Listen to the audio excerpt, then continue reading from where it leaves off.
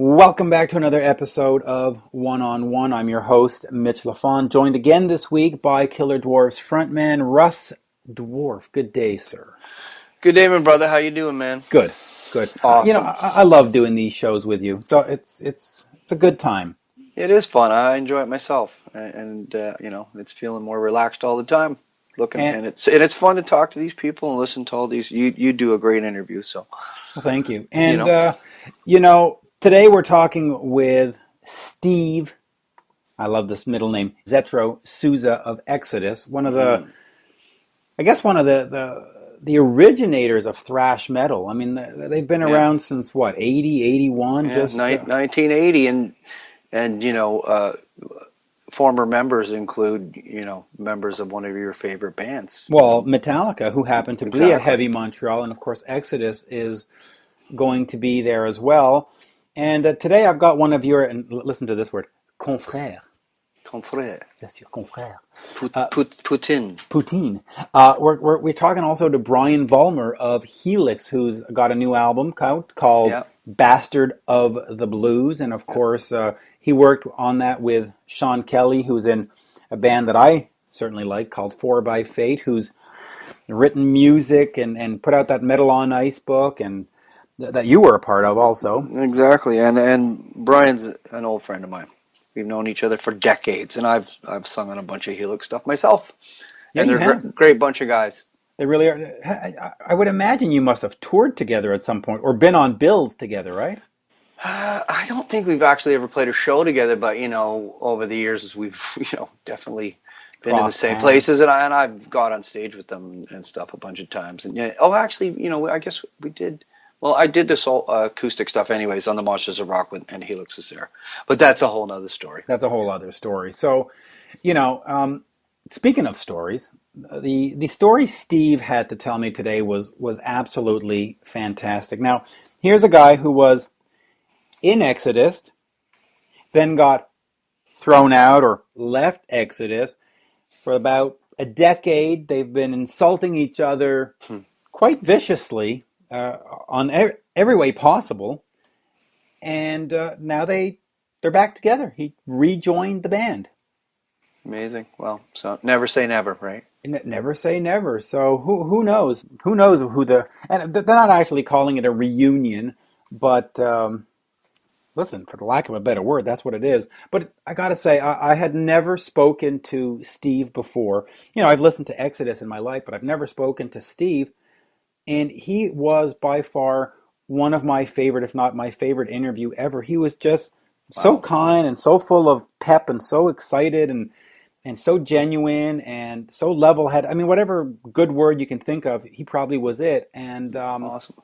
It's great for heavy metal fans to have him back in EXODUS, and it's great that EXODUS and Slayer, a band that they're touring with this fall, and of course Metallica and all these bands still exist. That thrash scene in the early 80s, MTV didn't really give it much credence, and Metal Edge magazine and all the media at that time sort of went, meh, screw it. They weren't the pretty boys and stuff. So they weren't the pretty boys, and yet here we are in 2014. Megadeth is as popular as they've ever been. I mean, they're not playing clubs or they're not doing rib fests. Anthrax, as popular as they've ever been. Metallica, well, do we even need to mention how popular they are? And EXODUS, they're back. And of course, Slayer is, so it's amazing that a scene that got ignored is still vibrant, 35 years, 40 years later? Well, it shows to go that, the music and the lyrics and the lifestyle and attitude, touched people. It means something to them. It does. And it also goes to show that the fans of that kind of music are exceptionally loyal. Yeah. Metallica fans have complained bitterly since the Black Album that Metallica has sold out. And yet when you go see them, it's at a stadium in front of 60,000 people. So, go figure. Yeah. Right? Why don't we just, stop talking and let us get into the conversation I had with Steve Souza. We are speaking with Steve Souza of EXODUS. Good day, Steve. How are you? Hey, what's happening? How you doing today, Mitch? Nice to talk to you. Nice to talk to you. You're just hanging out, ready to talk more metal because you're coming More up to metal. Montreal for Heavy Montreal. Yeah, great. Very excited for that. Great. Can't wait to see all the fans. It's going to be great. Yeah, it is going to be great because, I don't think when they booked the band you were originally supposed to be here. You've rejoined Exodus. So tell me a little bit about that story. That's kind of a surprise. Yeah, kind of a surprise. Well, basically, I didn't know really much. I just got a call and was asked to sing a couple of songs. And, hey, we want you to sing a couple of new Exodus songs. And I kind of didn't ask why, although, a million thoughts are going to run through your head of why, speculation, why maybe they want me to do a song. Maybe they want me to go on tour. Maybe, who knows what to think. And so I actually just went in and sang a song, and they were saying, hey, we're considering of, having you rejoin the band again. And I'm like, wow. And we kind of talked it through, and it kind of worked out that way. And here we are. How surprised were you? Because, listen, when you left in 2004, it wasn't on friendly terms. I mean, oh no, it wasn't. No. You didn't get a going away party in a balloon, right? I'd have to say for the last 10 years, I actually got a party every year to remind me that I wasn't, welcome back. There was a lot of mudslinging that goes on between brothers and sisters and family members when you have a problem. And it's the way it is. Yeah. You're just like a family. You love each other. You hate each other. You do something wrong, you piss one off. I'm not talking to you now because you did something this year. Although I love you to death, and if it came down to it, I would, die for you. I'd step in front of a bullet for you because that's how it's looked at. And I think that happens in bands as well. And and I'm the first to admit I was the one that threw the first stone. That's for damn sure. By the way, I left, So, and I take full responsibility for that. And I think as you get older and you become a more mature person and a more mature musician in all that, right? And that goes with working with people and being able to say, okay, you're right, or no, okay, I can give in on that. And that's what it is. It's really like a relationship. It's give and take. And I think we've all, especially this time, I'm very excited this time. I'm very thankful to get the opportunity to come back and do it again and sing Exo style again. And I think a lot of the fans are very pleased because a lot of fans identify my voice with the band. And I'm the same way, you know what I mean? Hey, I love that guy in Journey. I think he does a great job. But how fucking great would it be if Steve Perry came back? You know what I mean?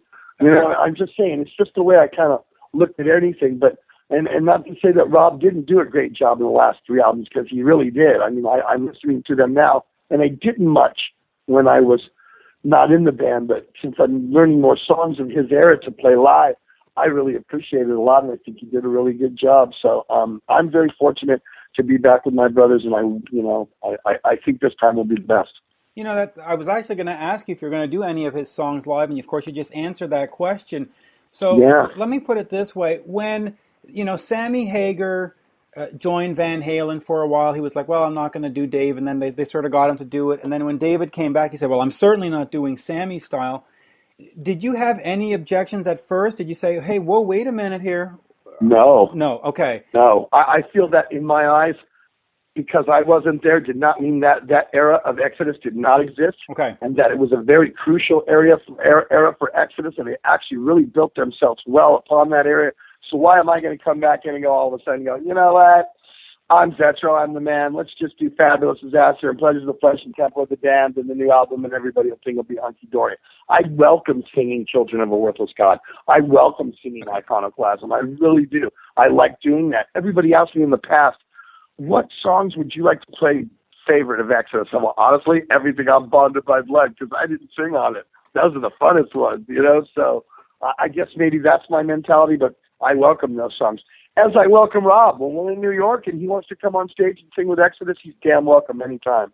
Yeah, and that's refreshing to hear, because it is sort of a shame, for me, when you go see Van Halen and 15 years of their career just doesn't exist. You go, come on, I'd love to hear Dave sing The Best of Both Worlds. Come on, it's a great song. It is. It would be funny. It absolutely would be funny. Now let's talk Gary. He's been there from the start. I mean, he's been on every album. Right. He is Well, I mean, maybe it's not fair to say he is Exodus, but that's sort of how I feel. Very fair to say. No. It is very fair to say. Right. I've done 3 stints in the band. Tom Hunting has done 3 stints in the band.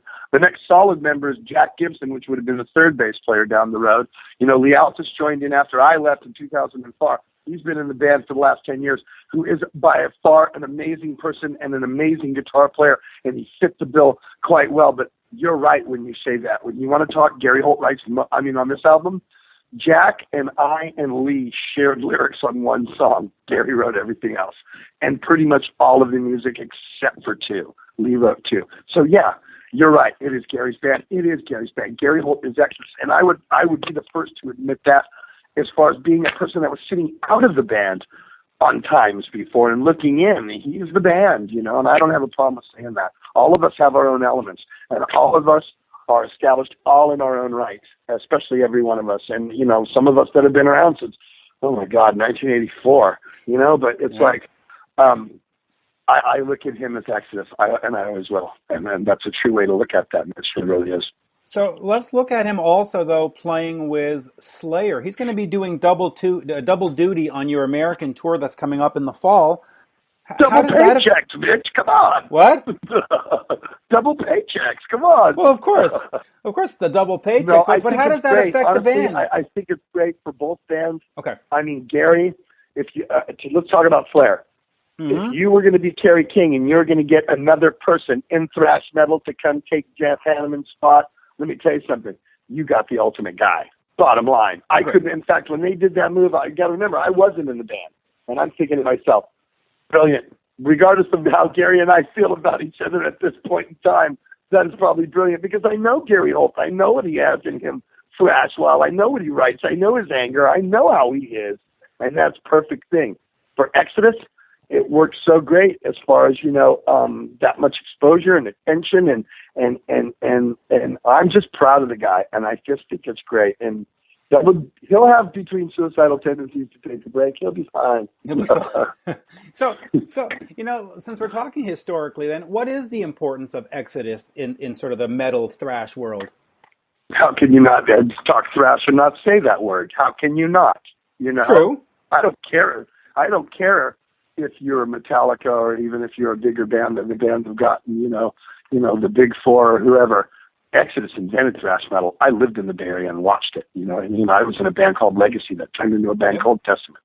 So I was there and I saw it. So you can tell me all the sorts. Megadeth opened for Exodus. Anthrax opened for Exodus. When Anthrax was a power metal band back in the day, you know what I mean? Before that, you got to remember, Among the Living to me was their first thrash record. Yep. I thought Fistful of Metal was kind of power metal, and the Armed and Dangerous was very much power metal. It wasn't really all that thrashy. It was heavy, it had some double bass stuff in it, but I don't really think they tied into their signature sound till Among the Living, I think. True. And Exodus has always been what Exodus has been. Like Slayer's always been what Slayer's always been. They've never progressed. They've always just been brutally heavy. Kick in your face and rape and murder your wife. That's what you got out of the gate from the first album on set. That just set the precedent right there, So that's the way I look at it. It really did. Now, of course, you've got Blood In and Blood Out coming in the fall in October. You've also got, you mentioned Metallica, you've got Kirk Hammett playing it on. Yeah. What exactly is he doing? Is he doing one song, 2 songs, the whole thing? What? Kirk played lead on a song called Salt the Wound. Okay. And it's great because him and Gary really complement each other on there. It's really cool. And it's great that, Kirk was such a big part of this band at that time and then abruptly joined Metallica when they had the split with Dave. So he never really got to record with Exodus. That's why it's kind of cool that he gets to record with the band this year. And it's we're coming up on 30 years. And next year will be 30 years since Bottom by Blood, 1985. So, yeah. And I'm going to tell you right now, Mitch, Blood In, Blood Out is the best Exodus record by far. And I'm not saying that just because I just rejoined. Honestly, the musicianship of everyone in it, the writing, the lyrics, the lyrical content, everything all the way through. 11 Killers no fillers. I swear to God, and I mean it. And I put out another record earlier this year with my other band, Hatriot, and I'm telling you, and I thought that was the greatest record, thrash record of the year. And I just have to say that that's probably the second greatest thrash record of the year. Blood In, Blood Out by far is amazing, off from top to bottom. Fastest Exodus album you'll ever have. Most of the songs are very thrash-oriented songs. Well-written stuff. Well, again, this is why when it goes back to Gary Holt is Exodus, you'll see on this album. I can guarantee you that. How much of the album was done before you came back to the band?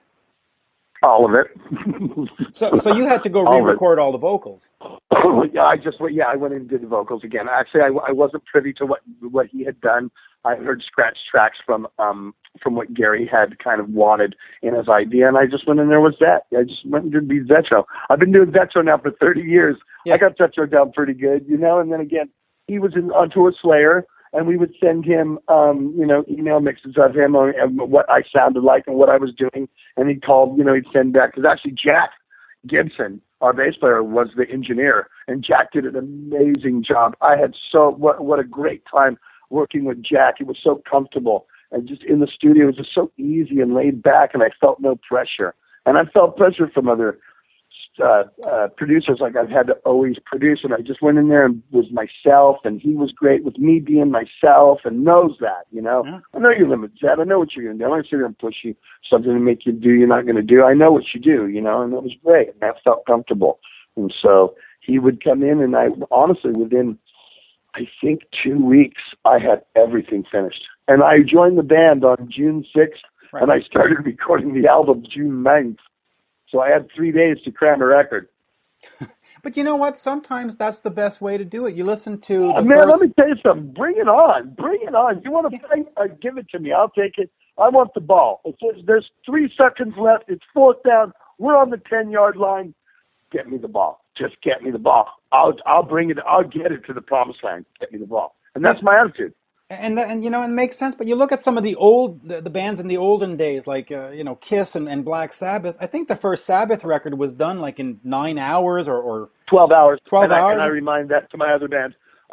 Black Sabbath recorded a whole album in 12 hours. Don't tell me why it's taken so long. I remind everybody that.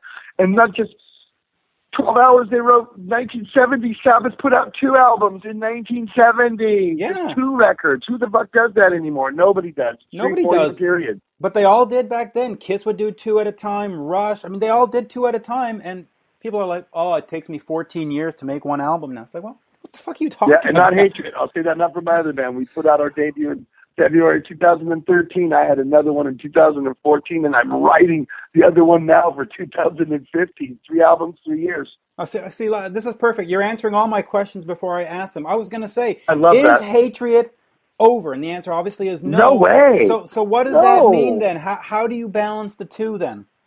How does Gary balance Slayer? Well, he goes on tour at the same time. He goes on, but I can't do. Exodus isn't going to do every single tour of Slayer, right? True.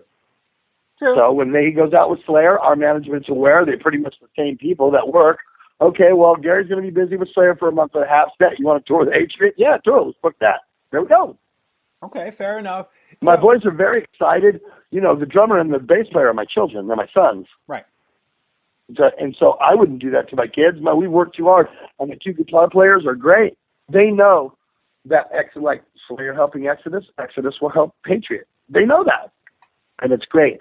But, I'm giving Exodus 3,000% of every bit of it. I'm not holding back nothing. I'm going to be rocking for the fans. I can't wait to see them all, meet them in person, and rage to them and put my horns up. It's all going to be great. And then when it's time to do it with Hatriot, just as well.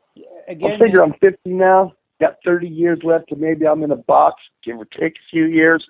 They're going to have to put me in a box with a fucking mic stand in my hand, because I plan on rocking the whole time. Yeah, you keep beating me to all my questions. I was going to ask about Nick and Cody, or Nicholas and Cody. You are in a band with your sons. Being on the road sometimes can be a lot of, for a polite word, nonsense going on. Do you let the boys... Nonsense. Right. Do you try to shelter them from some of that nonsense, or just say... I don't shelter them, but they know what's right and wrong. And I've had that problem already, because we did a festival in December, and somebody was backstage doing a little bit of curricular activities that's in the color of white.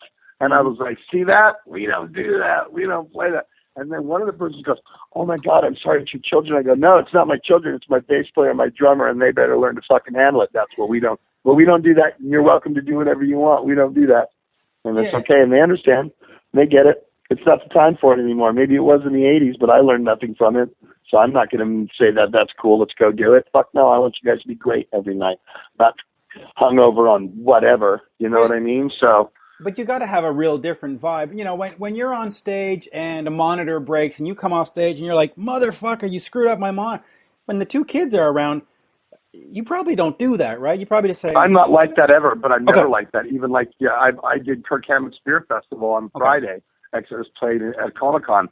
And let me tell you something, it was a tiny little club, and that monitor, I couldn't hear myself if I screamed through it. You think I complained? I kept thumbs upping to the monitor guy all night. I wasn't going to be emailed. I don't throw tantrums like that. I'm a professional. I don't think that anybody should. It does happen. Trying their hardest. I mean, those tantrums do happen. I've seen them myself at rock shows, and yeah, but they're not. They have them, but they're not. They're not warranted. Not you. I'm sorry, Mitch. They're not. I don't care who you are, because you're a rock star. Gives you,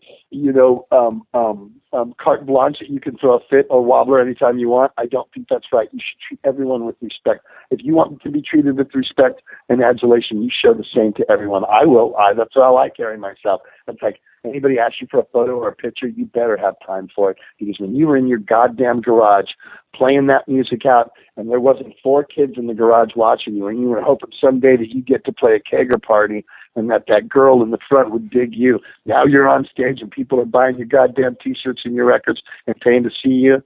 You got 2 minutes to say hello, take a kiss, and take a picture. You better damn right you do. And I always do. I'll hold court until every last person is gone. And I always did that, but I toured in 1992 with Black Sabbath, and Ronnie James Dio taught me that. That man was awesome. And he said, after every night, I sign everything and take every last picture until they're done, until the last person is gone. It's like, if you get in line to take a picture with Zetro, you're getting your picture. If I got to stand there 10 or 15 extra minutes, I don't care. It's part of it. I appreciate that, and they do too. Yeah, and that's refreshing to hear, because having been around the scene for like 25 years doing these interviews, I've seen both ends. I've seen guys like you and guys like, Bumblefoot and Guns N' Roses and stuff who'll stay there till 6 a.m. to sign everything. And I've seen other guys who are like, yeah, just go tell the fans we've already left. And they're sitting backstage for the next 3 hours. You go, oh, well, Bumblefoot's the best. I went and just saw him with Yngwie and Gary Hoey. Mm-hmm. Bumblefoot played in the crowd, and after he was playing in the crowd, let everybody touch his guitar, stick his arm around them, take pictures with him. I mean, Gary Hoey's on stage, and Bumblefoot was still in the crowd, hanging out with everybody. And I was there with my girlfriend, and I said, see that?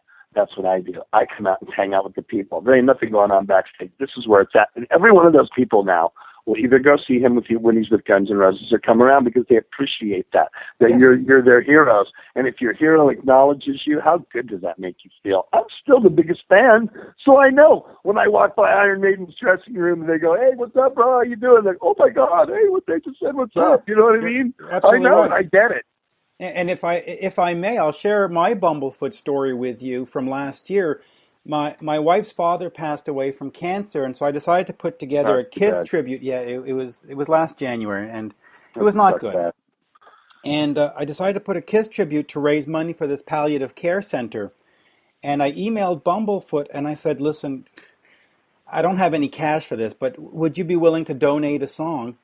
And not only did he answer me with a yes, he had attached in the email a completed version of Detroit Rock City that he did that afternoon. Really? And you go, okay, now we're dealing with, humanity. This is beyond Rockstar.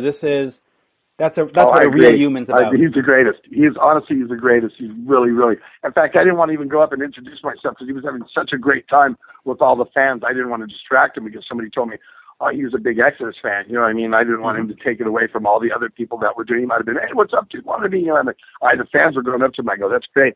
And my girlfriend's like, hey, what's your step? What's up? And introduce yourself. I go, I would if we were in another place. But man, these fans are soaking it up, and I'll get a chance with this guy. Don't worry, we'll see him somewhere else. Some festival somewhere. Let these people who don't get to touch him and go up and say what's up and tell them how great and how much they touched their lives. Let them do it. You know what I mean? I get it. Yeah. He's wonderful. But let's get back to Exodus real quick. So, yes, sir. Blood In, Blood Out comes out in October.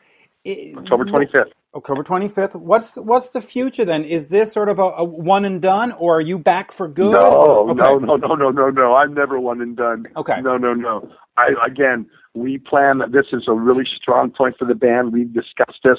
We plan on going until we can't go anymore. And I'm going to say, if you want a number, I'm going to say 15 years. Honestly, I can do this till I'm 65 or 70. I know I can. Well, listen, how old is Mick Jagger now, or Elton John, or at him, dude? He turned 71 the other day, so I'm bring it. I don't, you know what I mean? I'm all about that. I know I can do it. My mentality is there. I know I keep myself physically there, so I know I'll be able to do it. No problem. So let me finish with this question. You know, with your own band, Hatriot. Right, yes. You're in charge. I'm assuming. Of course. You decide the artistic vision. You decide what the artwork. You decide when it's yours. Yeah. In Exodus, you got to play with other folks. You got to play in the same. Well, you have to play, but I do have a say, and everybody gets to look at the covers and look at this and have a vote in it. It's not that, and I think the reason it's like that in Hatriot is because I don't have four others that have been in the business for 30 years and know what they want. You know what I mean? So I'm more of like a teacher. Every rehearsal, Mitch, is like a lesson. There's something to be learned there. Why we do this, why we're going to do this. We did this because when we do this, this does this. You see, in Exodus, Tom Hunting knows what to do. The Alps knows what to do. Jack Gibson knows what to do. Gary Holt definitely knows what to do. And Steve Souza knows what to do. So it's not like you have to, I got to teach these guys. Towards Hatriot, if I was to go, okay, what do you guys think? They'd be like, I don't know. You've been in it long enough. You tell us. Yeah, you tell us. So basically, that's why it's like that. And as they get more, and again, Nicholas has had some really good ideas for stuff us to do, and us musically as well. Like, there's a part in one of the songs called Supercalifragilisticexpialidocious, actually so atrocious kind of thing, and at the end I go, Free Pussy Riot.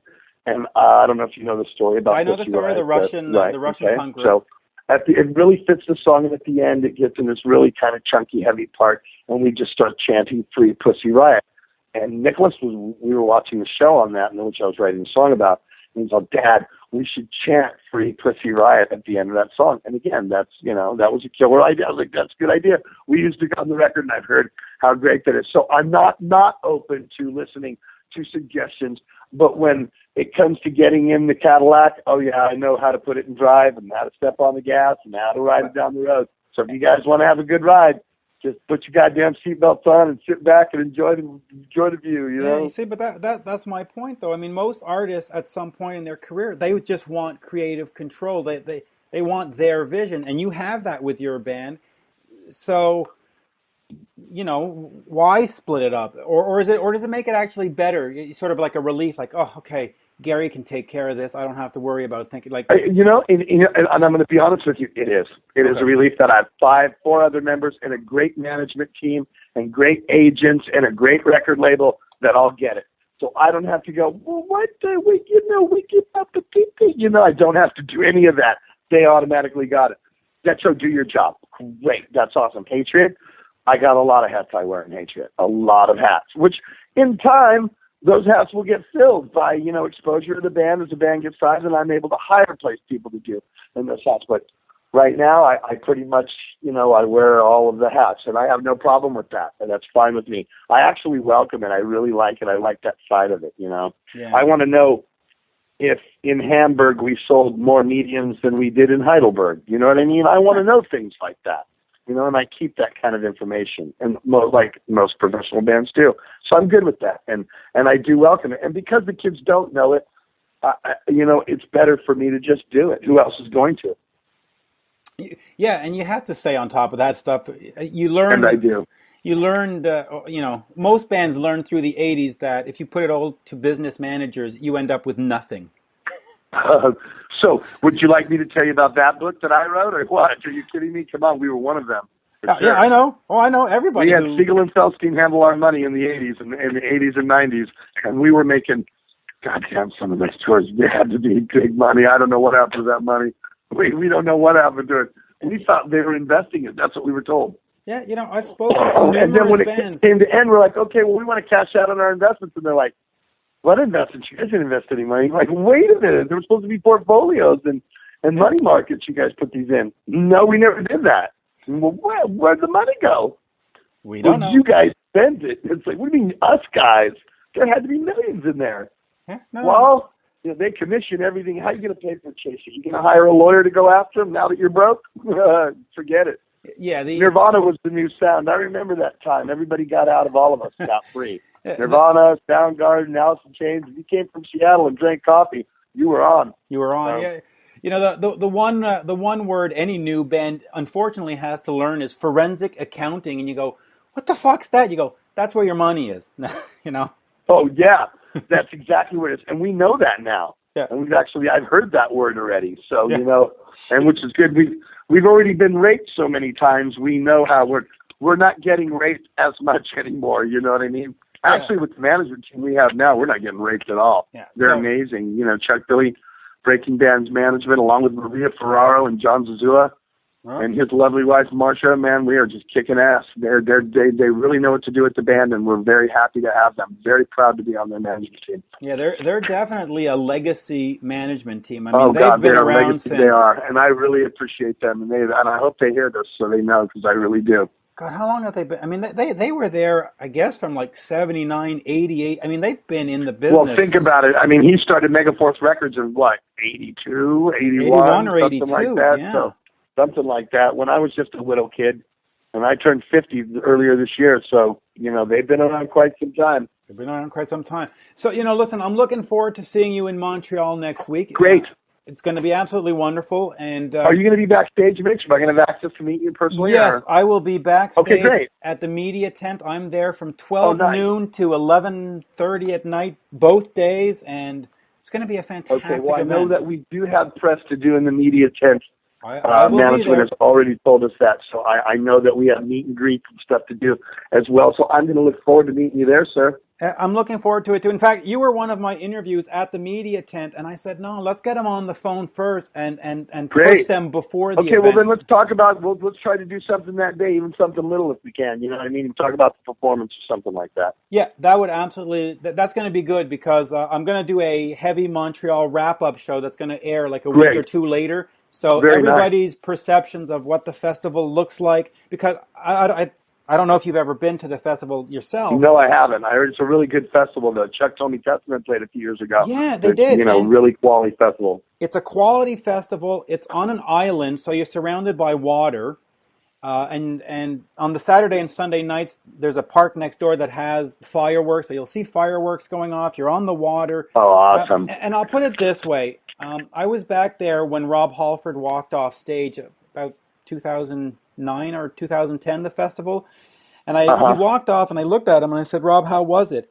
And he said in his British voice, that was the best festival I've ever been at, because the promoter and the hospitality and how they take care of the artist, it's beyond first class. There needs to be a whole new word for it. And just the fact that you're sitting on an island in the St. Lawrence River. How cool. It's beautiful. You've got the cityscape in the background. You'll see. You'll see. Well, I'm going to take your words for it, and me and you are going to at least, touch bases, hang out. We'll have a Canadian beer together and talk. We'll have a Molson or something and talk about about what went on after all the mayhem that I caused. After you've destroyed I'm going to cause some fucking ruckus. Yeah, and you'll see the festival is expecting about 60,000 people this year, so it's going to be a party. It's a nice crowd. 60,000 is good for me. I can handle 60, no problem. Yeah. For a bump. I'll have them melting. Fuck yeah. I'm going to have all 60,000 doing the fucking Toxic Waltz. I guarantee it. I can't wait to see that, because, Metallica's there on the Saturday, and it's sold out, and it's a 60,000 park, so it's going to be nice. Yeah, no, we're very excited. Well, like I said, we just played with KIRK on Friday. We did Jizz Beer Fest in San Diego. And I don't know if you saw any of the footage, but it's got him on stage with Exodus doing Godzilla. It's pretty good. It's pretty funny. Yeah, well, I saw him. He played also with Richard Christie of the Howard Stern Show. Oh, yeah, that was great. And Doug from King's X sang, too. Mm-hmm. Yeah. That was Yeah, it great. was great. And It was a good night. I had a blast that night. I didn't sleep that night all night because it was so much fun. It was great. you won't sleep much after Heavy Montreal either. I didn't think so. No, I didn't Montreal's a think so. city that closes late, and all these bands, I've been there. They after the festivals, they all go into. I mean, Megadeth last time, they finished their set, and then they went to a club at midnight, and they did a 1 o'clock in the morning secret set till 3 in the morning. Really? Yeah, that's what people do. Oh, that is kick ass.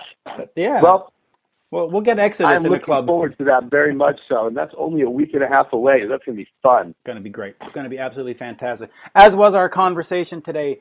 Thank you absolutely very much. And Thank you, sir. I appreciate that. I've had a great time talking heavy metal and everything with you. I really have. yeah, absolutely. And yeah, I'll be back there. I'll be Great. at the Okay, Heavy I'm going to come. Montreal I'm going to come hunt you out. Well, I'm going to come hunt you out, especially after we do the set, because I want to talk to you about that, like you said. So the wrap up for sure. Well, we're gonna see each other for sure. Perfect. Thank you. Thank you, my friend. Have a good great one. weekend. I'll talk to you. I'll see you next week. Absolutely. Bye-bye now. Thanks, Mitch. So, Russ, what do you think of Steve? The guy is, he's definitely enthusiastic about Oh, yeah. about the band, and well, you got to hand it to him. I'd like to go and see him live. I'd like to see, what he's like on stage. Yeah, absolutely. And I'll get And their that new- chance. Yes, their new album, Blood In, Blood Out. Everyone Yeah, should go and check that out for sure. Well, that's coming out in October, and yeah, I'm very excited. They recently put up the artwork for it, and it's heavy metal art at its finest. And if the guy is so excited about this music, that makes me excited because there's going to be some heart and soul in that. So I'm looking forward to that. And of course, I'm also looking forward to the Heavy Montreal Festival that takes place August 9th and 10th at Parc Jean Drapeau, featuring, of course, Exodus that we just spoke to, and Metallica and Slayer and Lamb of God and a bunch of others. We've also got Skid Row August 19th at Théâtre Corona. Keep listening to One on One for your chance to win a pair of tickets for that fabulous show. And if you're not in Montreal, check out the band anywhere because they put on a great live show. And those in Ottawa, you've got them August 17th. But now, let us move over to the bastard of the blues. Right. That is the new album by Helix and their frontman Brian Vollmer. I've known Brian for many years, and he tells a story about how their Christmas album that they put out a few years ago came about. He either credits me or blames me, whichever way you want to look at it. So take a listen for that in the interview. What is your perception of Helix as a band? Probably one of the hardest working rock bands Canada ever had. They've been around since 1974, and Brian's been through, the whole thing from start to finish. And there's been a lot of people come and go, and lately he has some, close to the original guys. Daryl Gray, who's an awesome person, and what can I say? They're a great rock and roll band. They have great tunes, and there's a fun live band to go and see. And they're veterans, and they should be respected. Absolutely, they really should be. And I think when you're trying to mention the members that have come in and out, there's been a lot. There's been 15 or 20, if not more, and yet Brian has managed singularly to focus that band and keep the music entertaining, hard rocking. The vocals have always been good. So, when you have that much disruption in bands lineups, you think, it's all going to fall to hell in a handbasket. But he's kept the vision true to what Helix has always been about. And, you got to give him kudos for that. Absolutely. I love Brian. He's one of a kind. He's a total character. If you ever get a chance, anybody to meet him, and just he'll tell you a good story. That's for sure. And I love him to death. He's awesome. And for fans of hard rock who want an honest hard rock album, I think Bastards of the Blues delivers. Absolutely. A lot of times when what you call heritage acts put out new music, you sit there and you go, why are you bothering me? And when you get an album like this one that drops in your lap, you go, oh, okay, well, thank you for bothering me because this one's worth my time. And Absolutely. So why don't we just Sit back and listen to my friend and yours, Brian Vollmer, talking about his new album, Bastard of the Blues. Take it away, Brian. We are speaking with Brian Vollmer of Helix. Good day, Brian. How are you?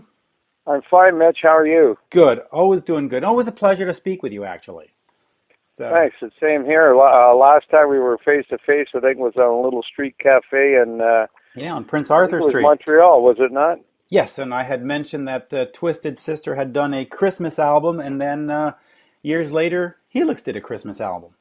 And it was all because of that conversation. Yeah, and it was a great album, and it was a really good idea to do that, because now every year when you go into Walmart or wherever during Christmas time, there it is for sale, and it's well, I'm great. actually thinking of adding the Leafs song that we wrote. All I Want for Christmas is the Leafs to win the cup.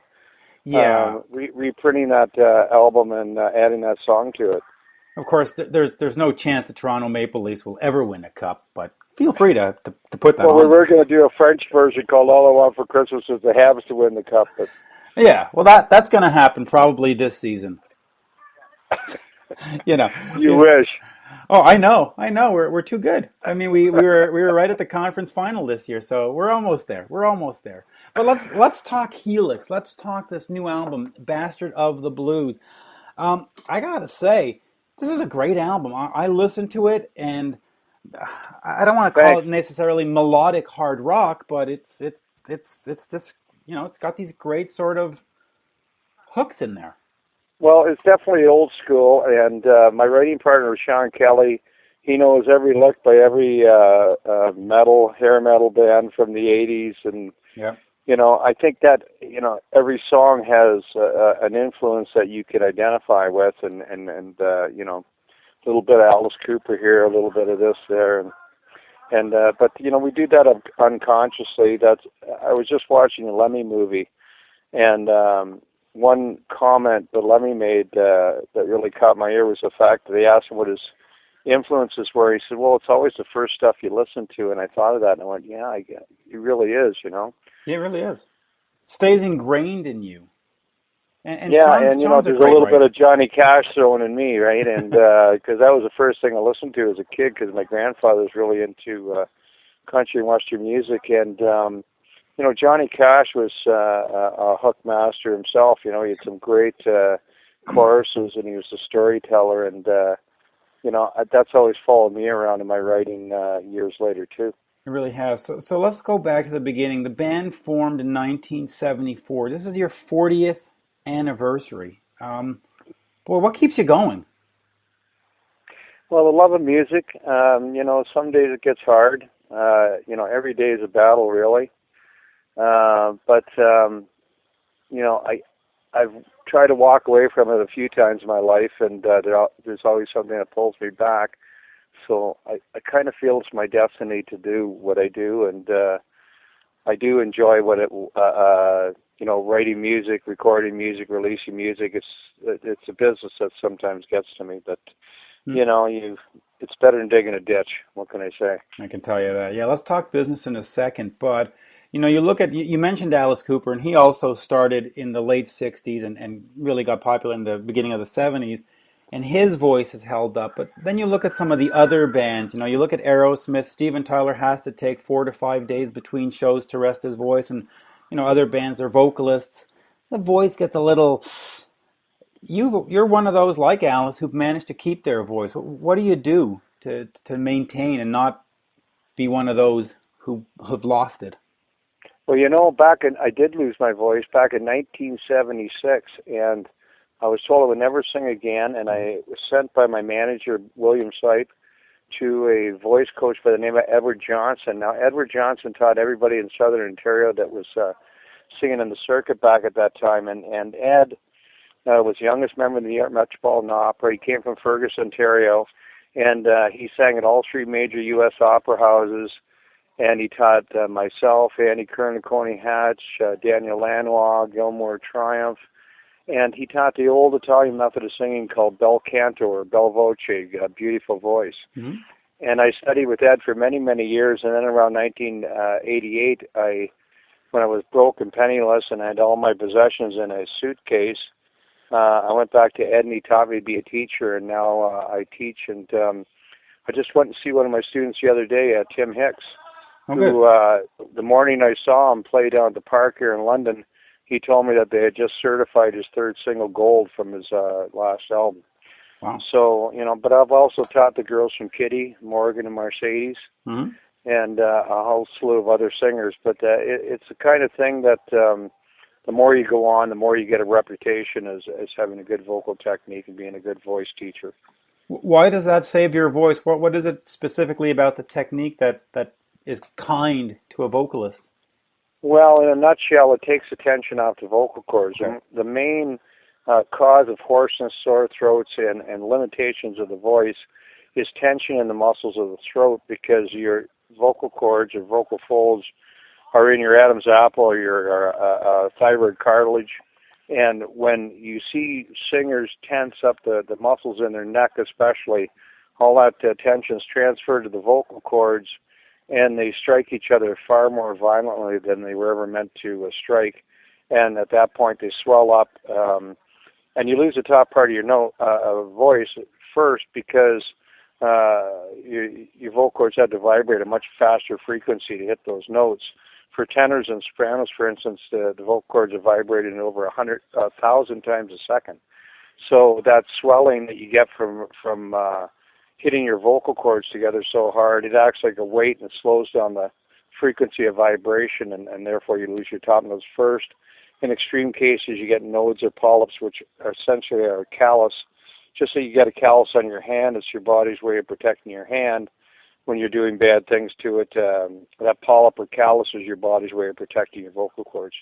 So do you do any of that stuff like hot water and honey and all that stuff too, or is it just really the technique? No, that's more of a mental soothe than anything else. Okay. Like, the problem is physical. The problem is tension on the vocal cords, and honey and that stuff, really doesn't do anything for you. Okay. Now, the band over the 40 years has had many lineup changes. How do you maintain a Helix sound with different guys coming in and out? Well, I've never really thought of a Helix sound Okay. per se. I usually just go into writing albums, and Okay. I just try to write good songs. But I think since I've hooked up with Sean Kelly back in 2008, due to your advice, I must say. Thank you. Sean is on the same wavelength as me, and the songs just come out sounding, I think, like the sound that people identify with the band. But, it's taken me quite a few years to gather this great team of people around me. You're only as strong as your team. And Aaron Murray, I think, contributed a large part to that sound in this CD. Just having Fritz and Daryl back into the fold also contributed to it. But the new guys also, Chris and especially Caleb, who's been with me now 5 or 6 years, it's hard not to be influenced by the sound if you're out there playing all the time and doing all the old Helix hits.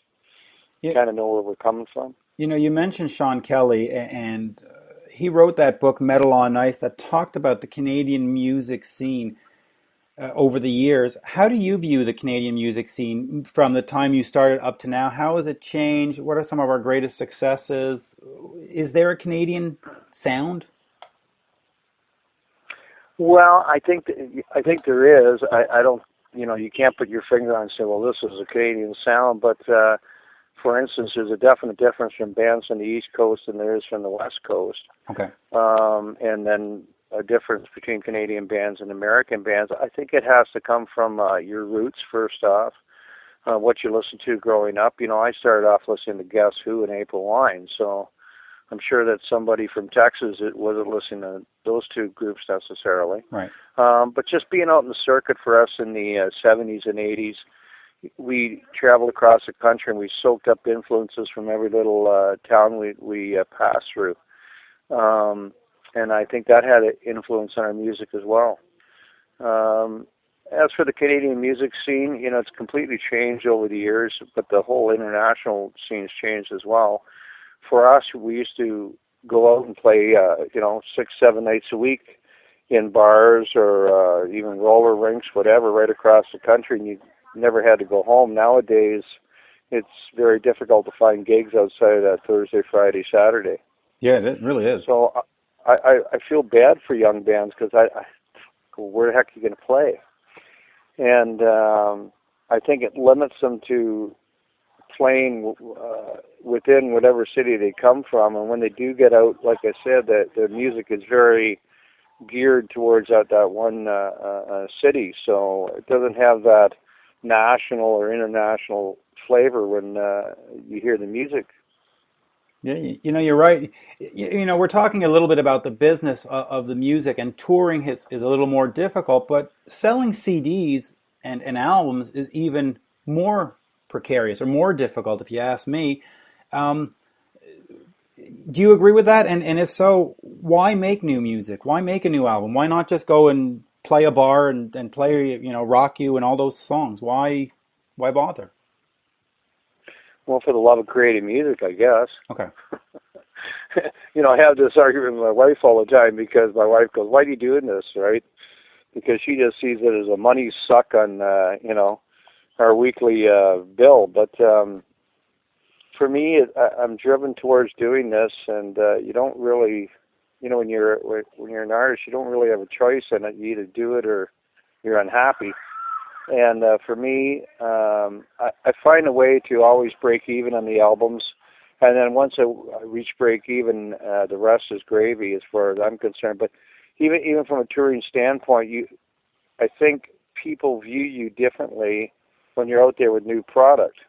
Even though you might only sell a couple thousand units, it doesn't matter. They view you as being a going concern rather than just going around the circuit doing what the agents used to call the milk run.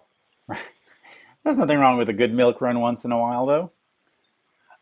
No, I'm not putting people down for doing that. I'm just saying personally, I couldn't do that. I had to be putting out new material, and I think secondly, the perception of the band changes from an audience perspective on the band when they're putting out new material. They really do. Now, in 2005, you released "Give Me an R," which was your autobiography.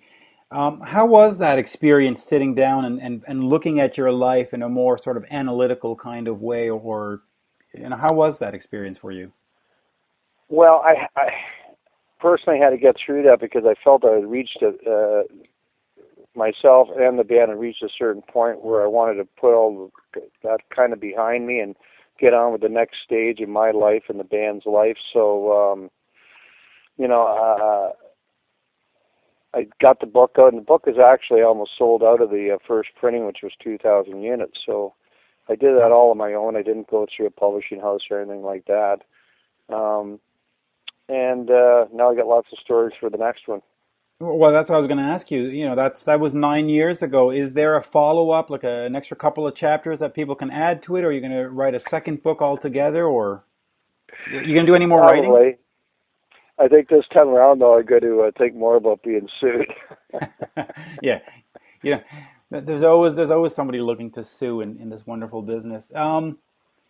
So what's next? I mean, what are we doing for the 40th? Any kind of big show? You had a big show for the 30th. Is there anything planned for the 40th?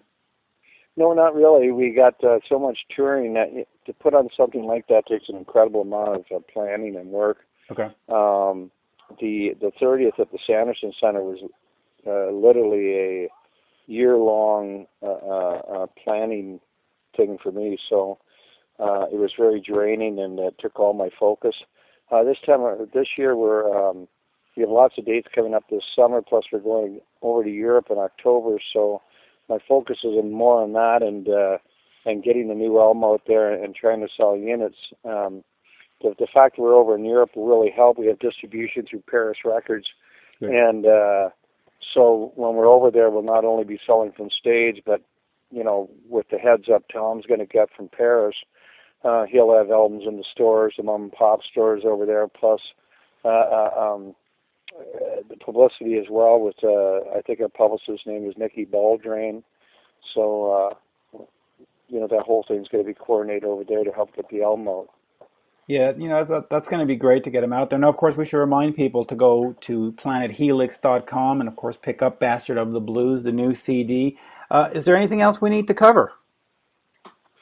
Not really. Excuse me, I'm coughing here now. I know. Let me think for a second. Just that we're enjoying it more than ever. Our new guitar player, Chris Giolke, is really fitting into the band well. We feel like a real cohesive unit when we go out there and play. Caleb's, he joined 5-6 years ago, and he was handpicked by Brent to join the band. So he's always been a solid member of the band. So I'm pretty happy with the way things are going. The new album's getting great reviews. It really is. And I think Paris Records is on the second pressing of the CD. So I couldn't really ask for things to be better. And just carry on, I guess. Yeah, and of course, anytime Helix does anything or you have new albums, just give me a call. Always a pleasure to support the band. It's a great Canadian band, but even more so, it's just a great band. Thanks. Well, I wish we played Quebec more. There's got to be a way to figure that out. I get lots of fan mail from Quebec, and I get lots of Quebec fans that buy the CDs through the website. So. Quebec is a very particular place. Back in the day, and I don't know if it still holds true, but 70%, so 7 out of 10 hard rock metal CDs were sold in Quebec at the height of the craze in the late 80s and 90s. But the promoters, for some reason, have never been on board. The record stores always were on board, but the promoters are like, we'd rather book, some dancy girl act. And you're like, I don't get that. 70%. Well, it's funny, live and that are so different. I remember playing a place up in, I think it was, where was it in Quebec? And I went there in Voivod. All these bands were on it, and there was like 5 people there. Yeah, it was a huge. This is quite a few years ago. I remember Trooper was on the. All these bands were sitting at the hotel waiting to get paid. Luckily, we had got the advance, so we got at least partially some of our money. But we played up for what's the thing in Quebec City, the big summer festival? The Festival d'été du Québec. I don't know, but we played there with Exciter a couple of years back, and it was amazing. Yeah, amazing. Yeah, well, we need to maybe get you on the heavy Montreal bill, or certainly get you in this part of the world. Well, I played a lot of venues up there. I played the Forum. Yep. And we used to play right beside the Forum at Norman Sullivan's Mustache Club down at the Mapes. Yeah. In Point Claire. That's where I first met April Wine. Yeah, but see, all these places have disappeared, though, sadly. I just did a gig with April Wine down in Sioux Falls, South Dakota, and I spent a lot of the weekend with Brian Greenway because he's a fellow Mason. Yeah, how was that? I saw we broke that all attendance records, 15,000 people. You did a bunch of shows in the States with these all-Canadian bands, and yet I've always thought that would be a perfect concept to put together as a package and tour, except it seems to be these one-offs. Are there any plans to do more of those sort of all-Canadian dates? Well, I think that one did well because you got to look at the context of what the gigs that do well fall in, right? You take the one we did with Exciter back, and I guess it was 2008. It just seems like a couple of years ago, though it was quite a few years ago. But when we did that concert, for instance, it was rolled into that summer festival, so it did well. There was a lot of money promoting it, and there was other things happening, and da-da-da-da, right? In the case of the Sioux Falls, the Canadian Invasion Day was part of Ribfest. And one thing that made it successful was it was a new promoter. They moved the venue from wherever it was before out to the fairgrounds. Right. They really kicked it up a notch, and as a result, it just blew away attendance-wise. But it really depends who you got promoting the gig and the environment it's in. Right. We got, for instance, coming up, we're playing with Trooper up in Spanish. Well, that festival does great every year. It always does like 2,000-3,000 people. It's out in the middle of the woods, right? And, where else are you going to go in Sudbury in the middle of freaking summer? So that's kind of a given. Right, and they always have a good sound, and they have a good lineup. We played there in Nazareth a couple of years ago, so you can see why that festival does good, right?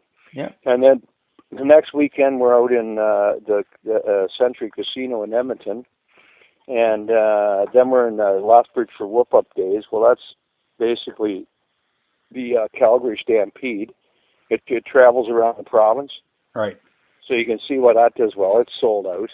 And then we're at Rock the River with Street Heart and Kenny Shields, Great Act, and Prism.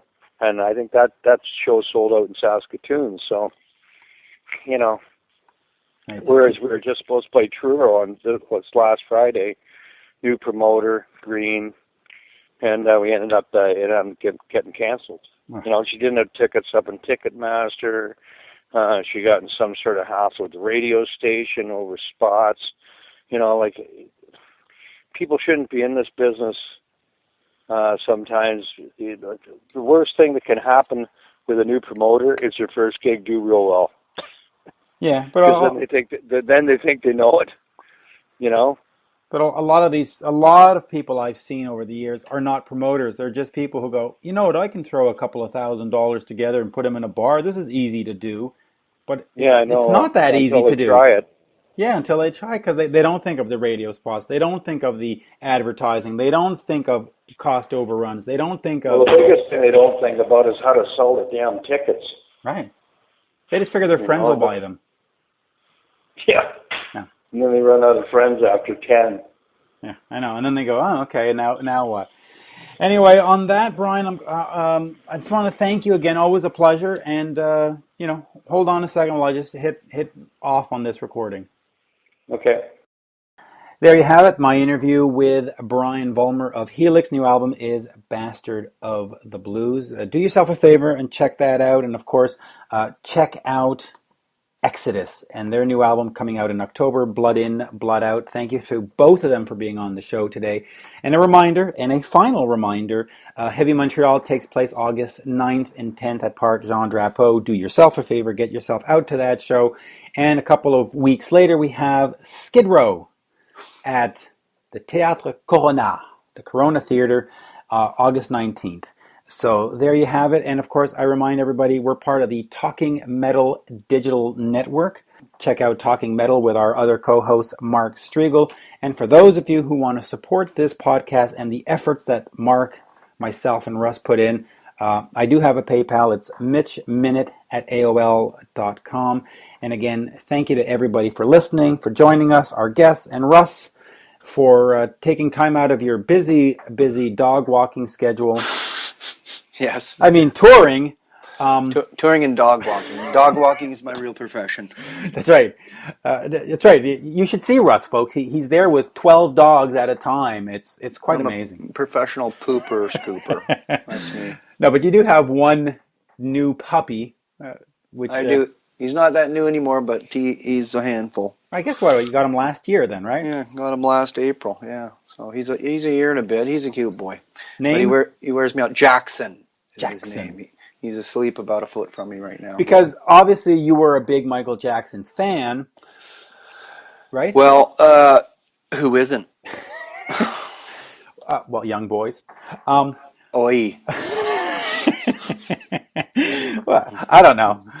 Maybe we won't tell any off-color jokes tonight. No, there we go. Tonight, whenever we're doing this, it's like in a time machine anyways. 24 hours a day. All right. Yeah. All right. Good night, folks.